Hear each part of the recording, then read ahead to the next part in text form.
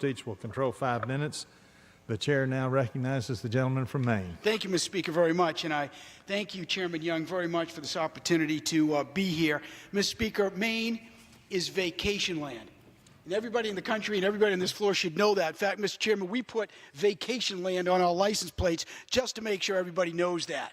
Now, our population in the great state of Maine is 1.3 million hardy souls, but we have 40 million people vacation in our state every year. We have 3,000 miles of breathtaking coastline and hundreds of clear lakes and streams and hundreds of miles of swift-running streams and rivers. And everybody that's stressed out in this country, Mr. Speaker, should go to Maine and have their summer vacation because, Mr. Chairman, the tourist industry in the state of Maine employs about 150,000 people, but Maine, Mr. Speaker, is also lobster.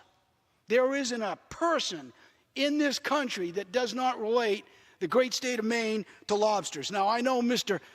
Chairman over here has some great critters up in Alaska. They're called crabs, the king crabs. Now, they're good species, but Maine lobsters are great species, and we need to stand up for our lobsters, Mr. Speaker. And on the water in the state of Maine, on the water, we have 10,000 jobs that support our lobster industry, 10,000. These are folks who pull traps in their stern. We have a terrific staffer, Mr. Speaker, here on this committee, Bill Ball, who got through college pulling lobster traps. It is hard work, very hard work. And in addition to the folks that pull the traps, we have folks on land who process them and ship them all over the world. It is a $1 billion industry, all said in the state of Maine. And when these folks, Mr. Chairman, when these folks rise before the sun comes up and they head out to sea, sometimes in January and February, and they're pulling up to 800 traps, and they get their critters on the boat and they got to rebait those traps.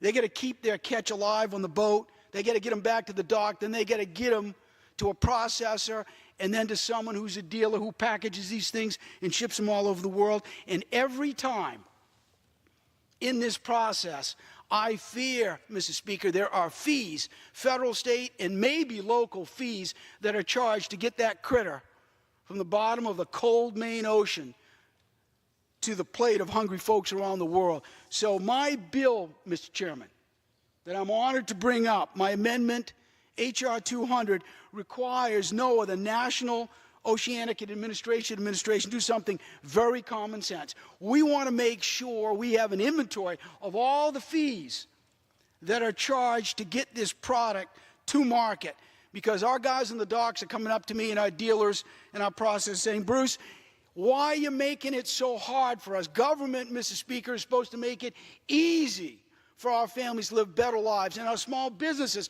And all these lobster fishermen are running small businesses. We need to make sure their fees are lower and the regulations are fewer and the taxes are lower, because that helps them grow their business, hire more people, and pay them more and live better lives with fatter paychecks and more freedom.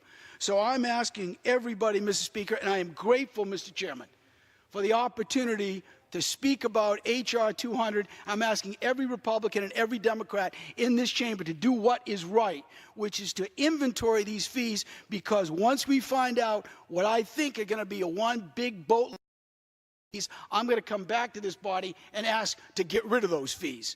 But with that, sir, I yield back my time.